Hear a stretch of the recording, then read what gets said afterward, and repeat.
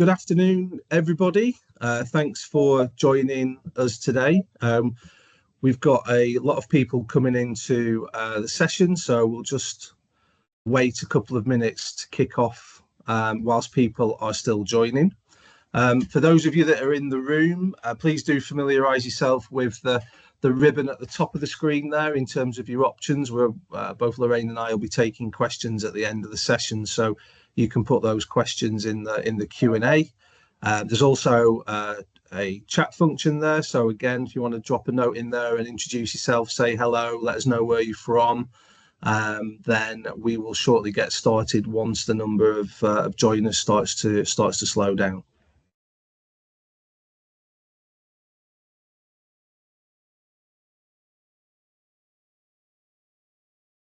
Okay, we seem to still got a couple of people coming in, but the rate seems to have slowed down. So I think we're in a good position to start. So, hi everybody, welcome to this latest webinar brought to you by Giant and the REC, where we're going to talk about the draft legislation that obviously dropped yesterday around the umbrella company reform. So, as I'm sure a lot of you are aware, for many, many years now, non-compliant payroll companies and providers have operated in recruitment supply chains. And this has led to a lot of misery for both hard-working temporary workers who haven't been taxed correctly as a result of these non-compliant providers, but also recruitment business owners who are trying to compete and struggling to do so with other competitors who are engaging, often knowingly, these bad providers looking to try and gain an advantage for their workers and a competitive advantage against those that are trying to do the job properly.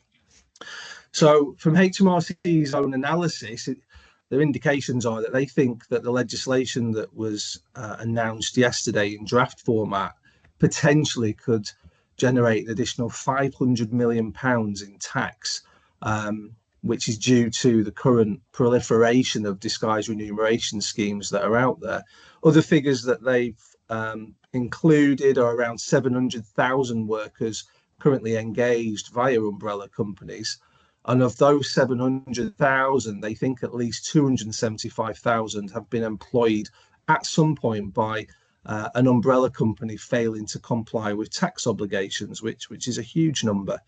And so, you know, the amount of tax that's available here for HMRC to collect is, you know, potentially going into hundreds of millions of pounds when you start to include things like mini umbrella company fraud and other abuses.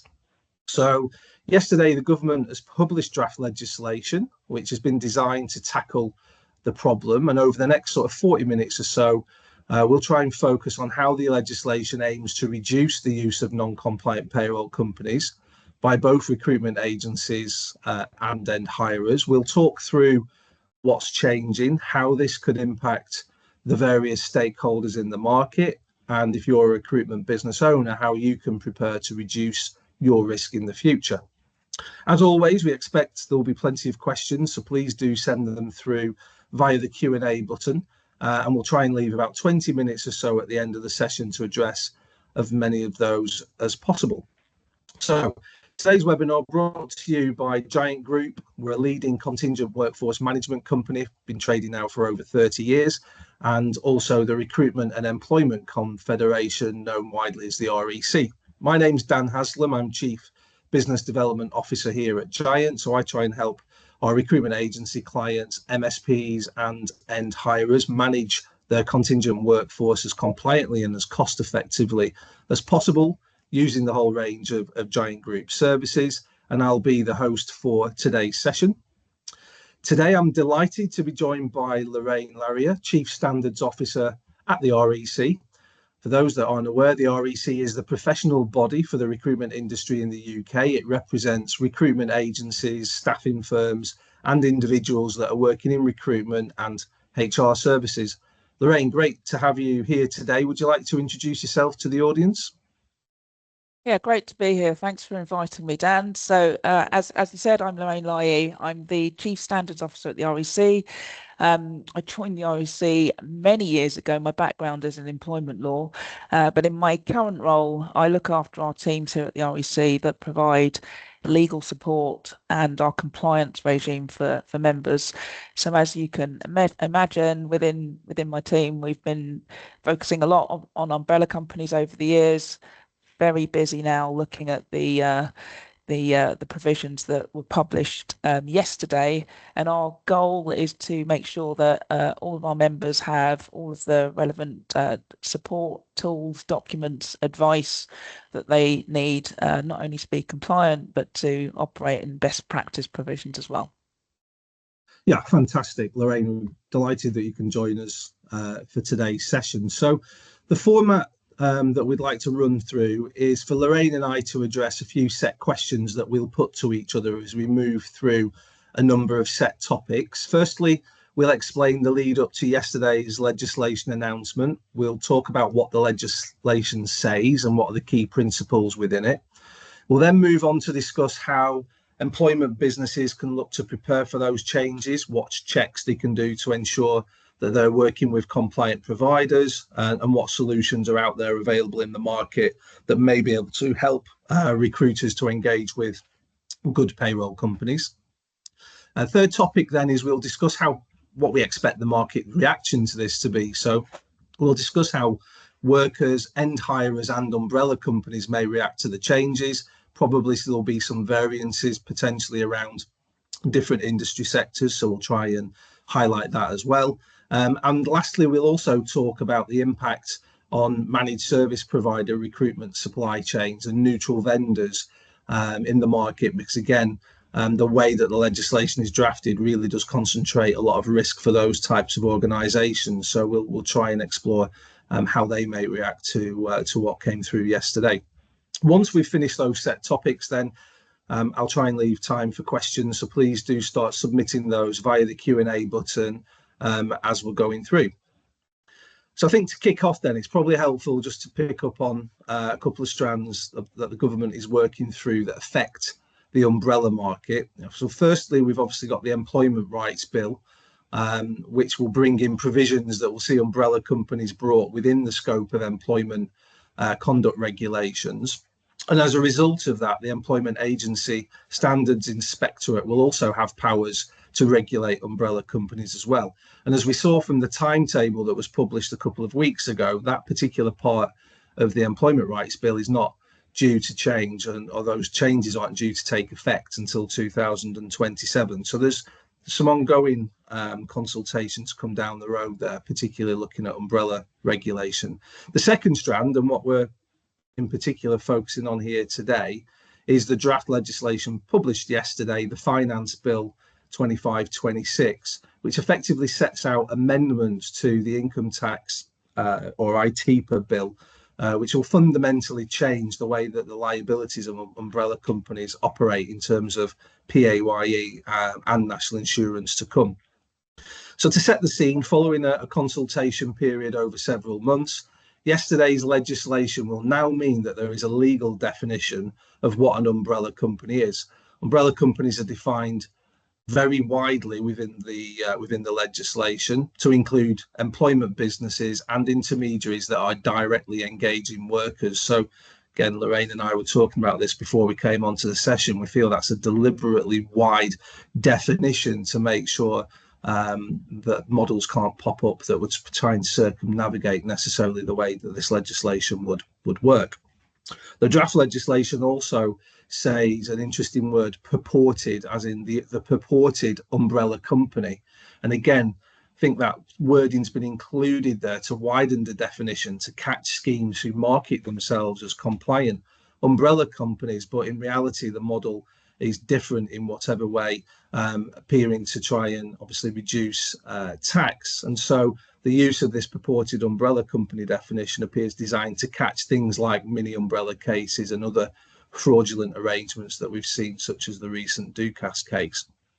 The key part of the draft legislation, though, which I think caught everyone's attention and widely expected based on the consultation period, is introducing the concept of joint and several liability for any unpaid tax between the relevant party, as described yesterday in the legislation, which is a term that's used to describe the agency closest to the end hirer and an umbrella company. Okay, so we've got joint and several liability for any underpayment of tax by the umbrella company between the relevant party, which is the agency closest to the end hirer, and if there was no agency present, then that would be the end hirer themselves, joint and severally liable, along with the umbrella company. So hopefully that makes sense to everybody.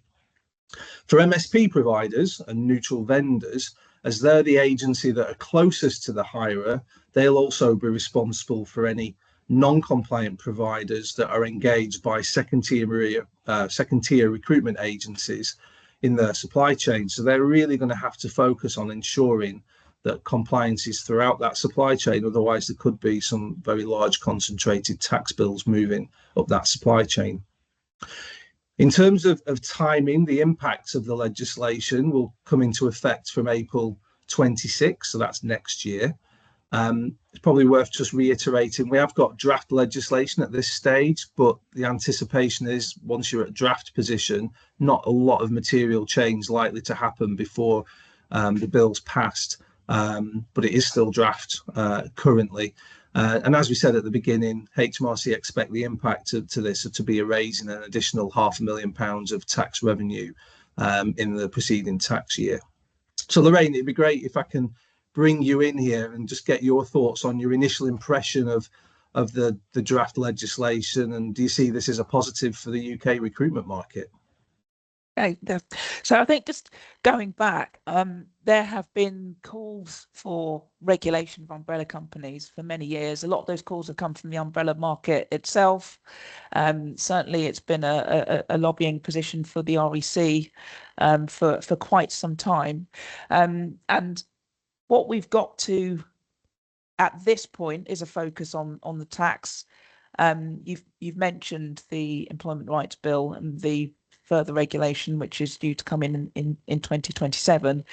I think it's fair to say that when Treasury, HMRC and DBT published their consultation in June 2023 with provisions to look at tackling tax avoidance, there were three options in there, and neither of them really were favourable for the recruitment sector, because effectively HMRC has taken a policy decision that effectively recruiters should bear the responsibility here of making sure that there's compliance in the umbrella market. So that consultation, three options that were in there, all in some shape or form, sort of passed this responsibility to the recruitment sector. It was just a few weeks ago that we were sort of given the heads up that those options weren't the options that were going to be legislated for. And we've moved now to this position of joint and several liability, which effectively means that agencies, or if there's no agency in the supply chain, an end client will bear the liability for any PAYE shortfall, and there'll be further legislation to do the same for national insurance contributions as well. So that's a massive shift. It is something that the recruitment industry is going to have to get its head around, because there is a big risk for agencies if they are using non-compliant umbrella companies. So there's a big piece of work to be done here, and I think there's an onus now on the umbrella industry to demonstrate how they'll be able to give comfort and assurance to the agency clients and end user clients that they're working with, to demonstrate how they're going to be discharging their PAYE obligations. So it is a big change. That's the first impression. As you've mentioned, it's draft. There's a consultation running on this until 15th of September.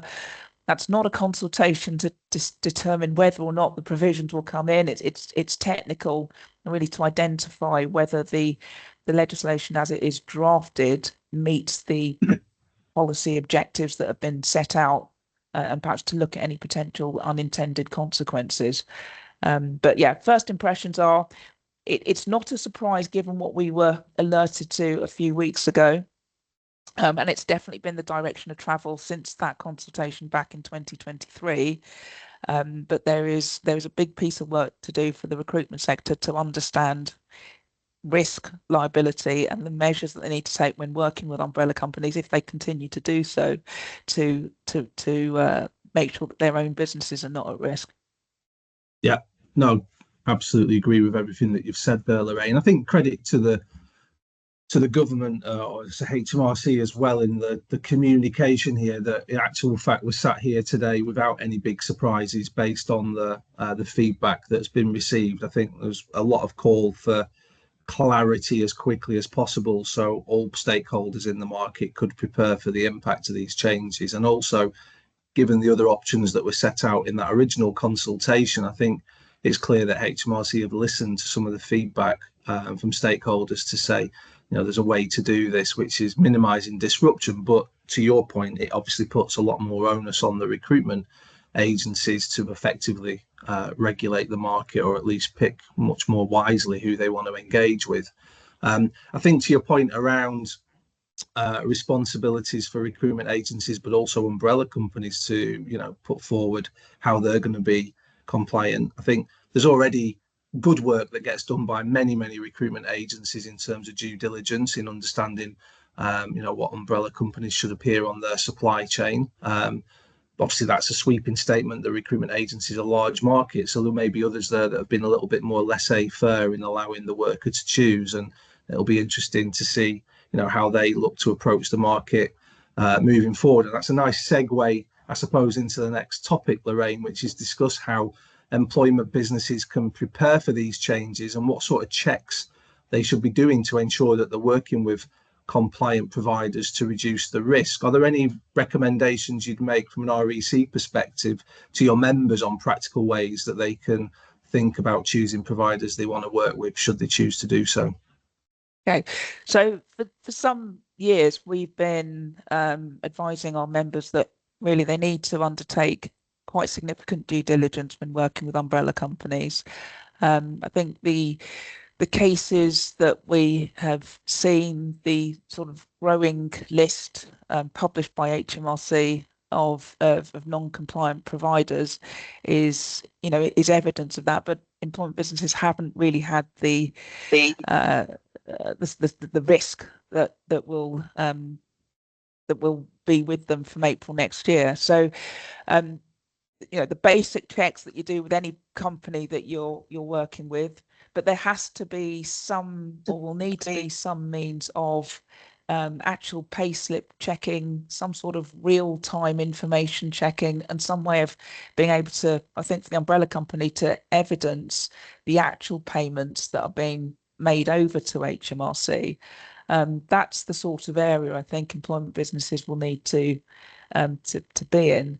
I think the other thing for employment businesses, which is going to be a bit of a challenge, is where they're working in sectors where contractors perhaps have a bit more sway in, I don't want to say dictating, but sort of pressing for the umbrella companies that they want to work with. I think that's a really big risk for employment businesses, because they'll want to keep, I imagine, a much sort of tighter number of umbrella companies, so that they, the amount of work that they need to do to check the due diligence is minimalized. But I think that point about contractors pushing to use their own umbrella companies will be a challenge.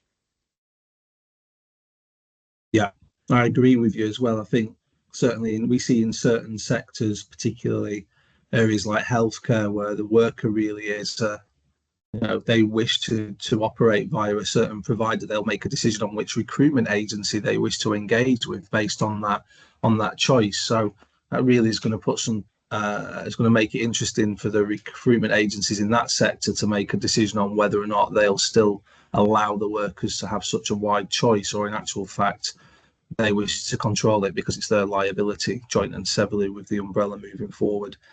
Yep. Yeah, I think.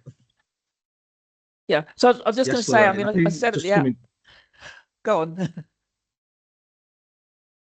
Sorry, my internet glitching a little bit. I was just coming back to you on your point you made earlier around, the impact on umbrella companies, and how we see how we think umbrella companies are likely to respond to these changes. And I think certainly from my perspective as a director of a compliant umbrella company, these changes are very, very welcome. I think it's a great thing that this government has actually taken this on, trying to tackle and drive out the bad actors in the payroll market, which levels the playing field for compliant businesses like ourselves.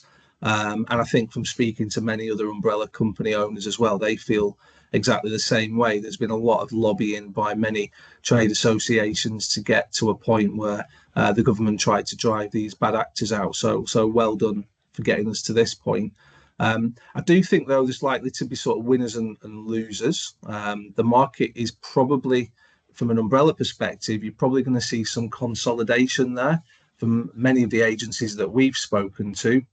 Their anticipation is they're going to look to try and narrow down their preferred supplier lists, whereas perhaps before they've had a PSL and then they've had an ASL, or been happy to accept umbrellas coming on as part of an ASL. Whether or not they'll now probably look to just enforce the particular PSL that they've chosen is certainly a position that some are taking.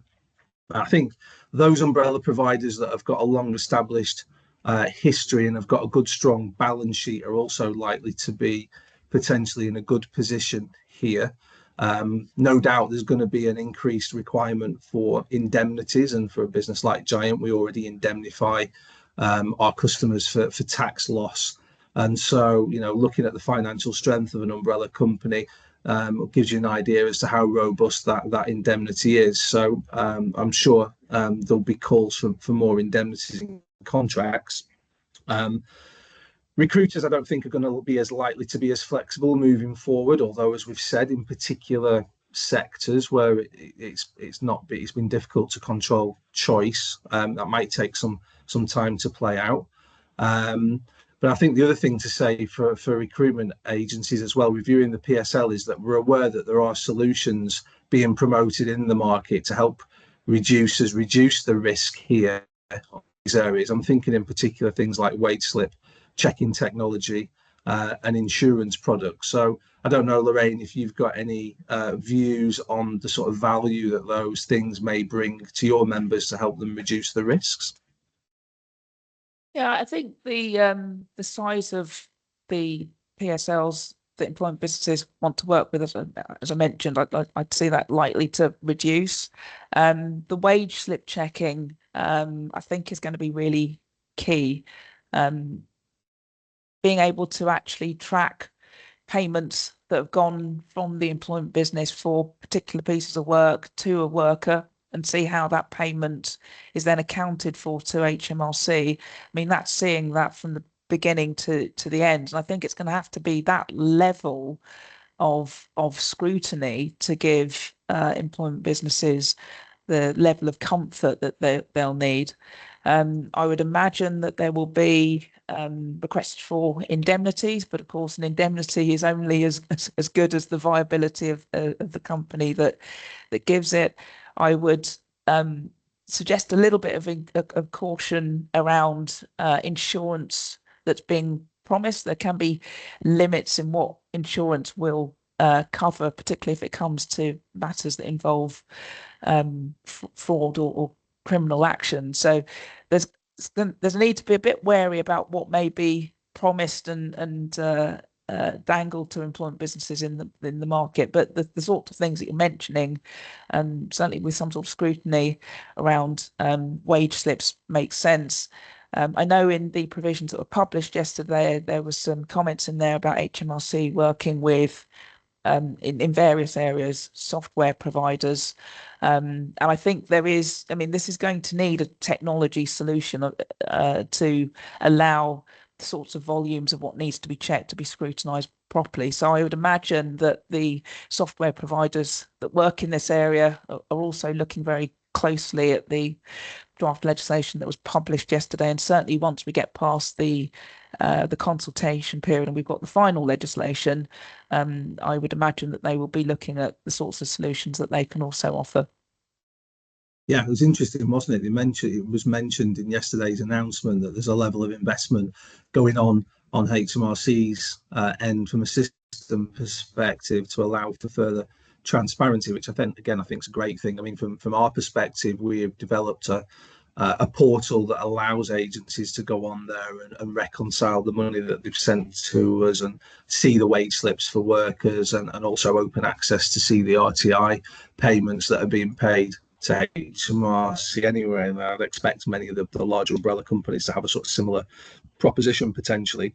I think on the wage slip checking technology, I definitely agree with you. I think that there is some value in that real time ongoing check as opposed to a once, a moment in time audit that historically kind of happens.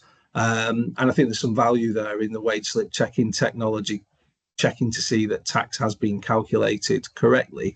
What I would just flag though is from the ones that I've seen currently, they don't necessarily address parts of pay that aren't untaxed. In particular, I'm thinking about expenses.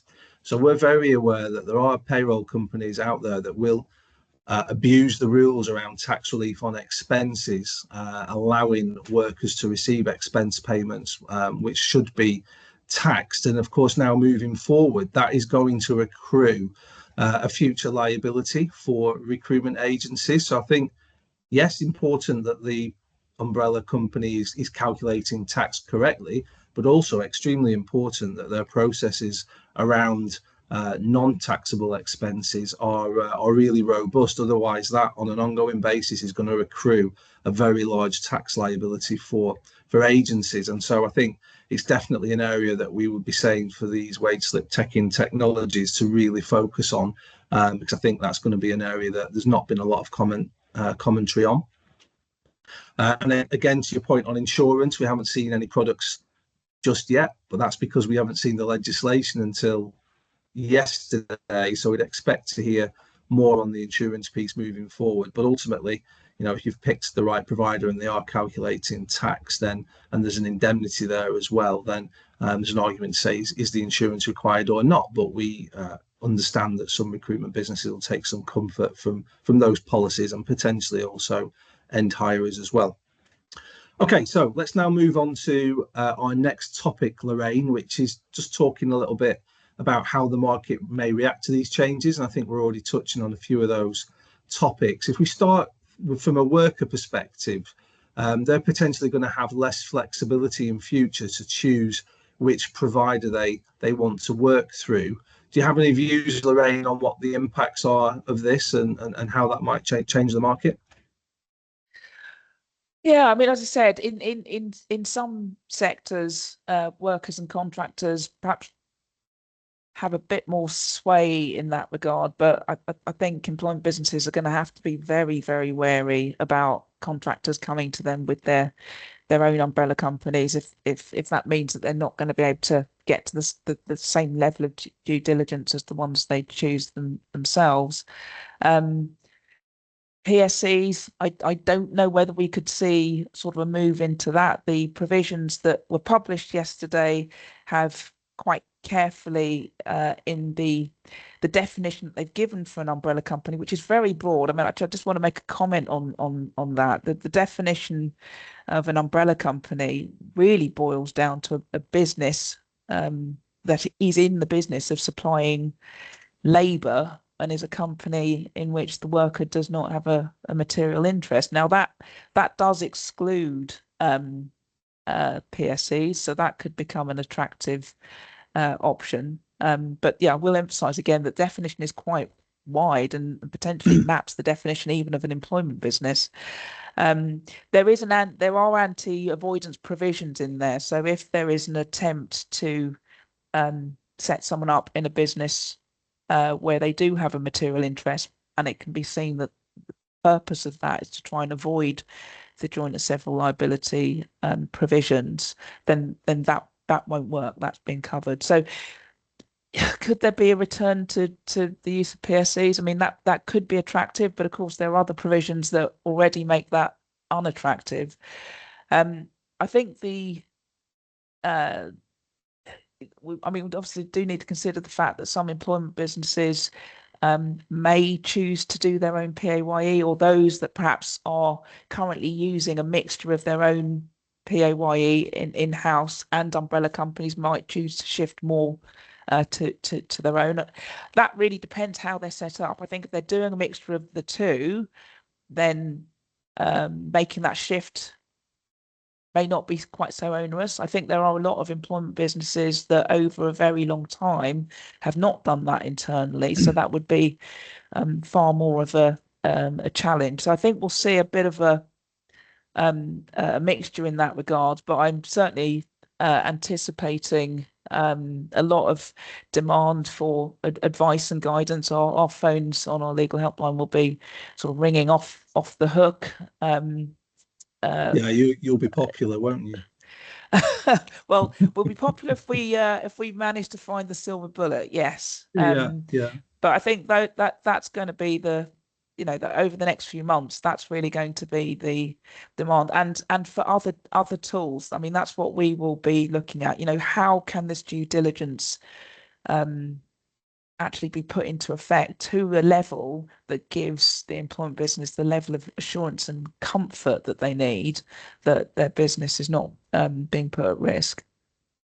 Yeah, I agree. I think, like you've said, probably the case that there may be a number of those different measures taken by recruitment businesses to minimise the risk. I mean, even the wage slip checking technology, ultimately, as I've highlighted, there can be, there is some potential gaps there. So I think it's just understanding what's available in the toolkit for a recruitment business, what they can lean into. I think you're quite right to point out that PAYE under the agency's payroll could be an option. I think if you look at some of the healthcare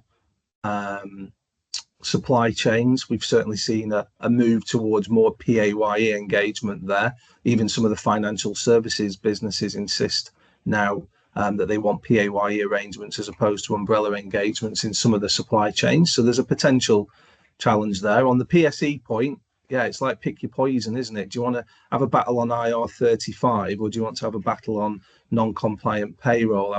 And I've heard a few commentators talking that there could be an increase now in the use of PSEs. I'm not so sure. There's plenty of robust legislation around IR35 and enforcement activity, and I think that's the other key thing to talk about here. We've got another piece of legislation, which is another set of rules on top of IR35, the Criminal Finances Act, etc. What will drive change in the market ultimately is enforcement activity. So I think it's likely that HMRC will be keen to demonstrate some enforcement activity around this legislation sooner rather than later. And we always see the market reacting initially when there's legislation appears, and then there tends to be sometimes a little creep back of, okay, we've got new rules, but there's no enforcement. And then when you see the enforcement activity, there's then a knee jerk. So I still think there's a few phases of this to go through, but certainly I think everyone welcomes the legislation, but it's going to be the follow-up enforcement activity that will be needed to sort of drive the changes in behaviour. Okay, I think also I just wanted to talk a little bit about the end hirers. So I talk to a lot of end hirers directly, who often contract with contract with umbrella companies to manage contractors that they find that haven't been placed via the recruitment agencies that they work with. So I think for those businesses, they certainly are now obviously going to be liable. So if there's, just to reiterate, if there is no agency in between an end hirer and an umbrella company, the joint and several liability is going to sit with the end hirer and that umbrella company. So again, I think the end hirers will be keen to consolidate PSLs, potentially restricting umbrella utilisation down to one or two preferred partners so they can control that risk. End hirers are certainly going to be paying much more attention to who's operating in the supply chain, even where there is a recruitment agency involved. I think you're likely to hear a lot more information requests coming down from the end hirer to understand what's going on in that supply chain. But ultimately, to your point about agency options on direct payroll, obviously end hirers also have an option of taking contractors on directly as well. But the reality is for both end hirers and recruitment agencies, they don't want to deal with the complexity, generally speaking, of payroll, tax, and employment law. And in particular, when you're looking at contingent workers, it can get very, very complicated very, very quickly. So I don't necessarily see this legislation changing that fundamental, which is ideally hirers and agencies want to outsource that complexity, but they're obviously going to look for assurance. Certainly would expect indemnities to be asked for, if not already done so. Potentially, some may insist that their recruitment agencies operate PAYE, although I think that's likely to be relatively limited. But what does need to happen is that the recruitment businesses and the umbrella providers need to be discussing these points and informing the end hirers on these changes. There's a lot of noise in the market at the moment around, obviously, the Employment Rights Bill, got this piece of legislation as well.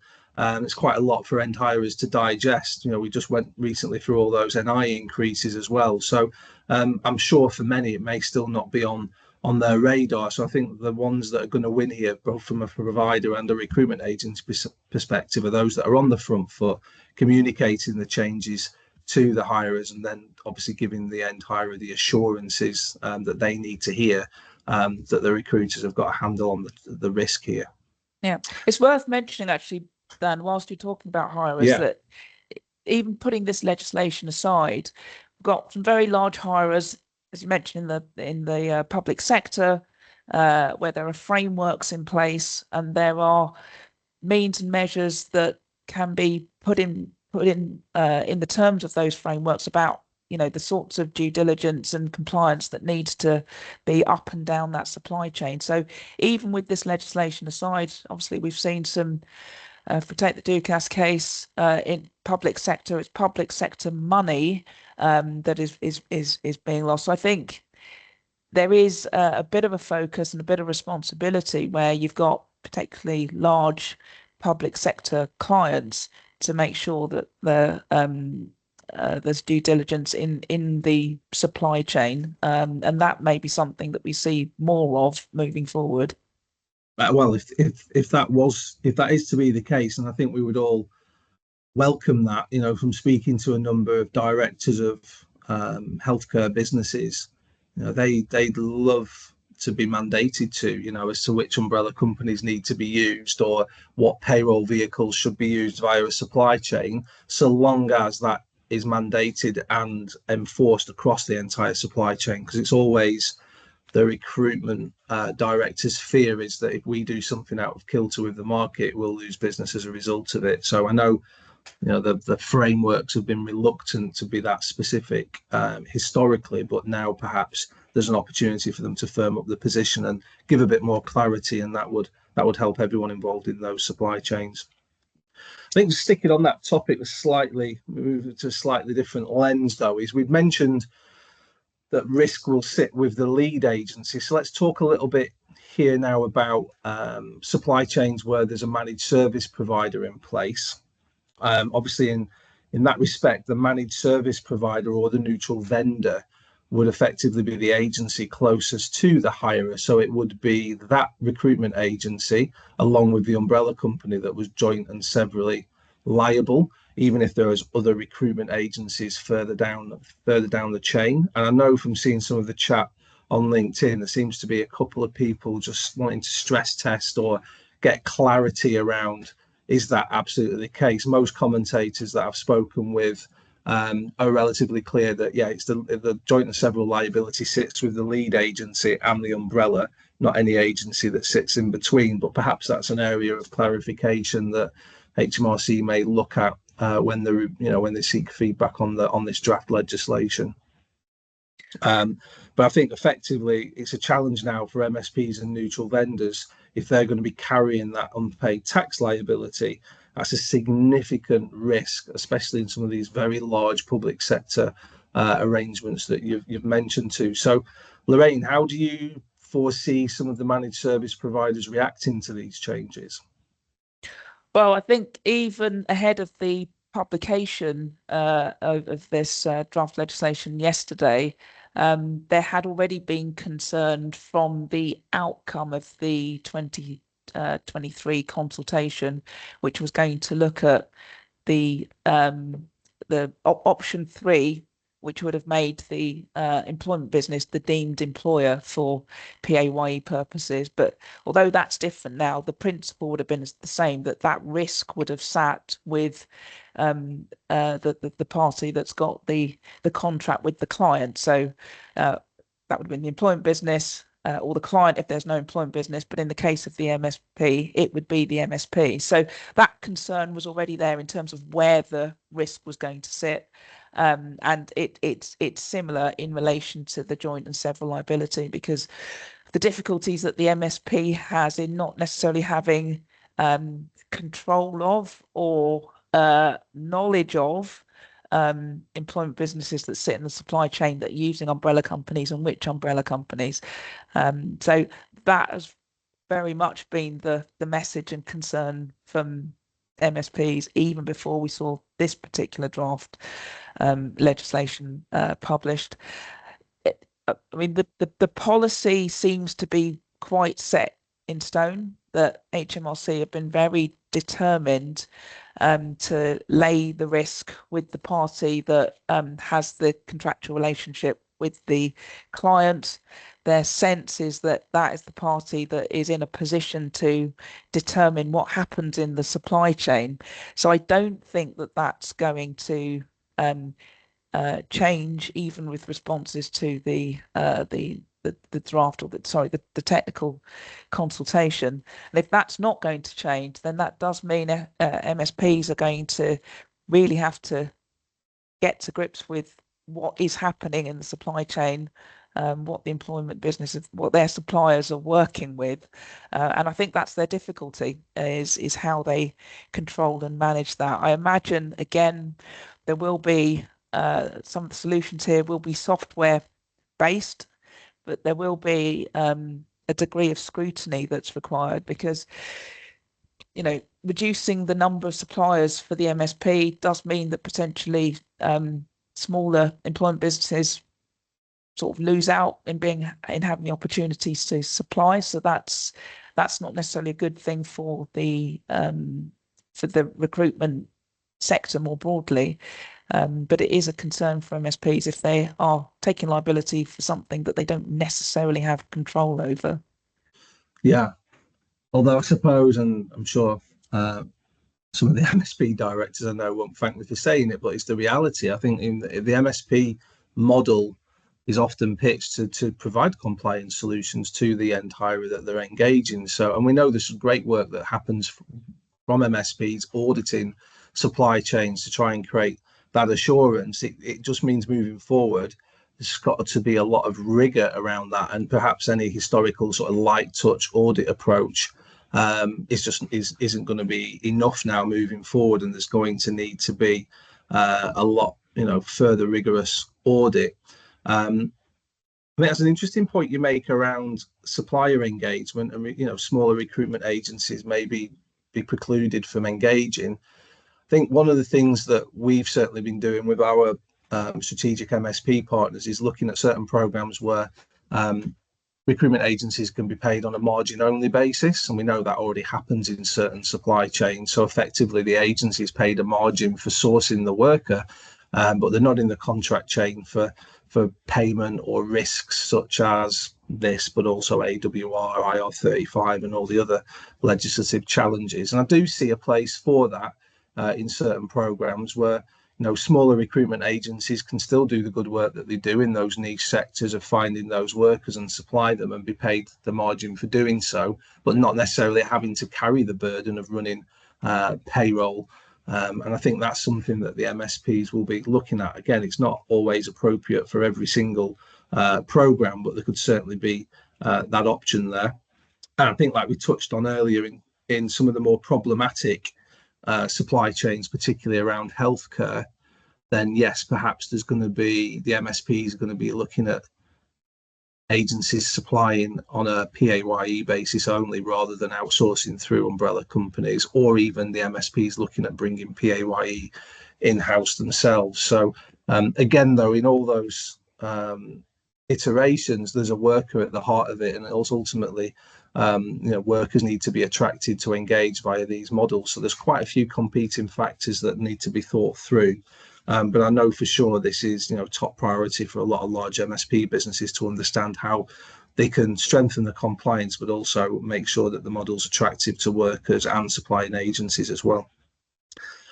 Okay, good. Well, that neatly brings us to an end, I think, to our planned topics, and we've got 15 minutes left now for questions and Q&A. So I noted as we were talking that we've got a couple of questions in the Q&A section. If you haven't already submitted them, please do submit them now. Any that we can't get round to, then I'm sure Lorraine and I would be happy to put some follow-up to it. But if I just dip into those questions, let's pull out a few and see what Are you in the Q&A or in the chat?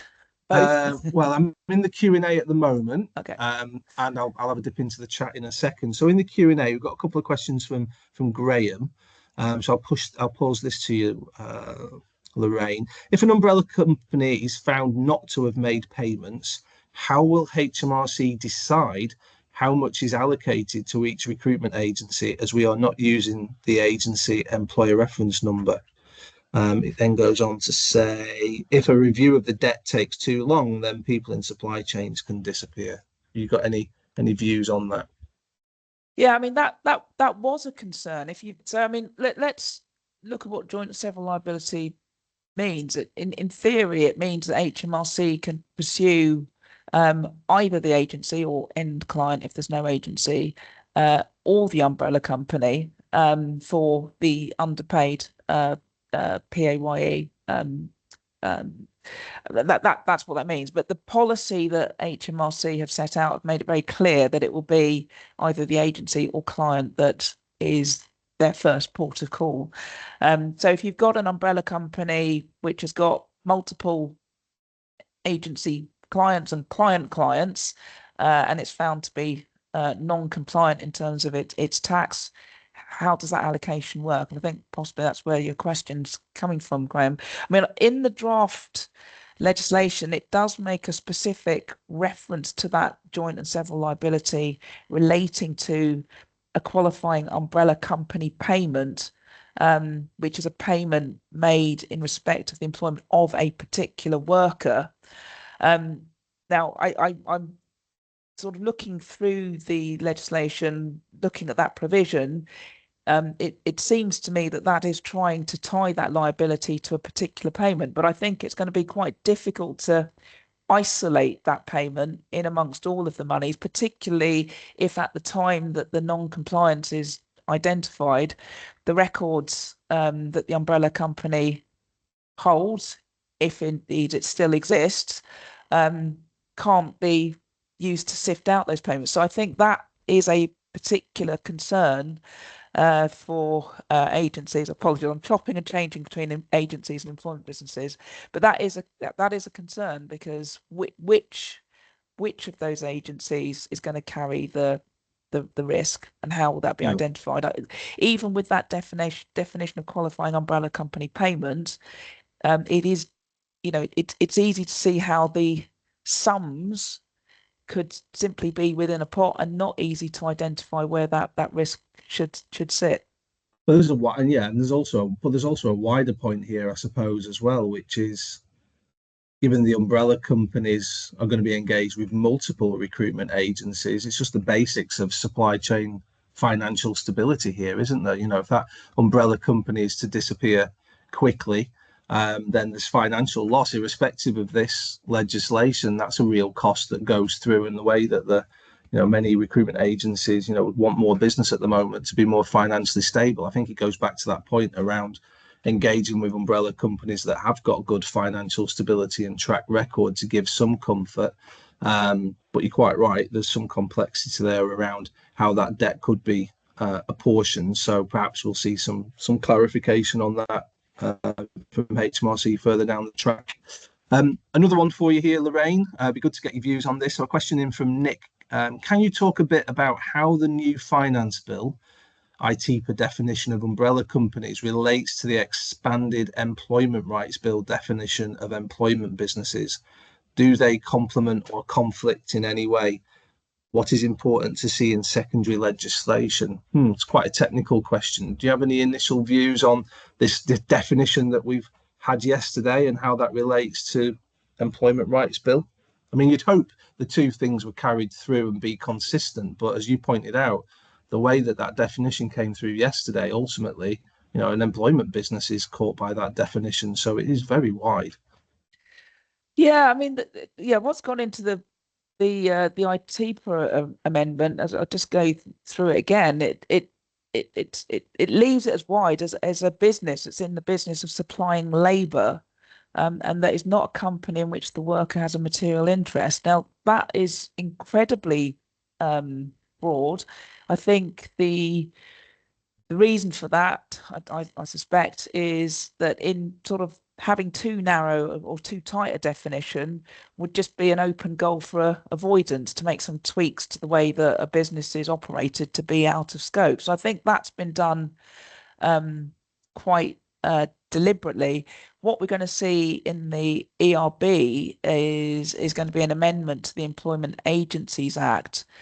So the definition that we've got in the Act will be expanded to cover umbrella companies. So I don't think they're necessarily going to be the same, but they are trying to tackle, to some extent, different things. And I can understand why the tax provisions might be slightly different, but I think this is something we're going to have to look at. It was only published yesterday, what's gone into the ITPA amendment. Does it only achieve the objective that was set out, or has it potentially got the scope for unintended consequences because the definition is so broad? And that's something we'll be scrutinising over the next few days, and certainly with a view to responding to the consultation. Yeah, good. And obviously, as we signposted earlier, there's a further consultation around umbrella regulation to come as well. So these definitions are important for a number of different reasons. Keeping going through the questions. So another one here from Emma. As part of an agency's due diligence checks on umbrellas, would membership and accreditation with FCSA give some comfort level that umbrella organisations are compliant? I mean, I would, as an FCSA accredited providers, say that yes, it should, but I wouldn't let it be your be all and end all at all. I mean, the fact that a company is a member of the FCSA means there's been a level of due diligence performed by that membership organisation. But both Lorraine and I have talked through other things that are out there that, such as the wage slip checking tech. And there's a couple of those that are currently out there in the market that can be used. So just solely relying on a membership and accreditation is probably a bad idea, but a good start would be my view. I don't know if you disagree with what I've said at all there, Lorraine. Yeah, I go with the good start. And to be fair, we have been saying for many years that, whereas I think some time ago that was a good place to be in, pretty much in itself, for some time now that's not been sufficient. There's been another level of due diligence that's required. I know that FCSA are, they've been working hard on this. REC is part of the FCSA's working body group or umbrella company, so we've been sort of monitoring this with them over the past few months, and I know that they are doing a lot of work for their members and looking at other tools that will go to that point that I said at the outset about the level of comfort and assurance that umbrella companies need to be able to give the agency clients they're working with and their end clients they're working with. So I expect there will be some more coming out of the FCSA. I know it's something they're working on, but yeah, the bottom line, as you said, it's a good starting point, but it by no way is going to be enough. Yeah, no, I agree. Okay. Question from Stacey. Can recruitment agencies force existing contractors to move to selected umbrellas or internal PAYE? Well, that would make life easier, wouldn't it? Not for us, not for an umbrella company, it wouldn't, but I take the point. Yeah. Well, it does say well, the question is to selected umbrellas or internal. So, if you're one of the selected if you're still on ones, the list, then we're good. Yeah. We're good. Yeah. Yeah, I mean, as I said, I've mentioned this sort of early on, that there are some sectors, some pockets where contractors perhaps have a bit more leverage, particularly if they're in short supply, if they're in demand, to perhaps drive the vehicle that they work through. But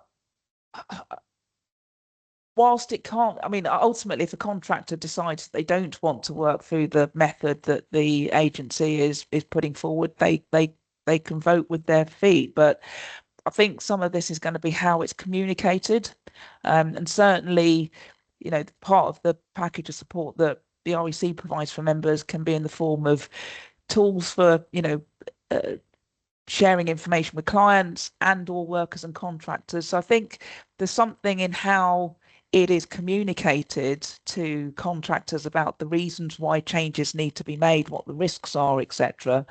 And trying to use that sort of persuasive approach to get that across. But I mean, you can't force a contractor, but you can certainly try to put a good logical argument to a contractor as to why there needs to be a change and what the agency is doing to minimize its own commercial risk. Yeah. No, listen, I think that ideally, if there's going to be a change, good to do that at the end of an assignment. Obviously, the liabilities start accruing from April of next year. So if assignments are finishing, there's an opportunity there to put that preferred supplier list in front of the worker and ask them to choose from that. And I know that's the way that a lot of recruitment businesses are looking at trying to de-risk this and reduce the number of suppliers as we go. Breaking a contract, you know, moving a contractor whilst they're on assignment is a little bit more tricky, but it can be done, and we've seen it. And sometimes it's forced when, you know, an umbrella company ceases to trade, then there needs to be a re-engagement done. So ultimately, the recruitment agencies is got the liability here. So you can choose the way that you wish to engage and do business. Yes, the worker has some say, and you'll all be considerate to that. But ultimately, you're carrying the risk moving forward. So you have to ask yourself: are you prepared to let that, you know, that risk be controlled by the worker, or do you want to take that control yourself? And I think that's an interesting segue into the next question from Robert, which potentially is the last one we've got time for.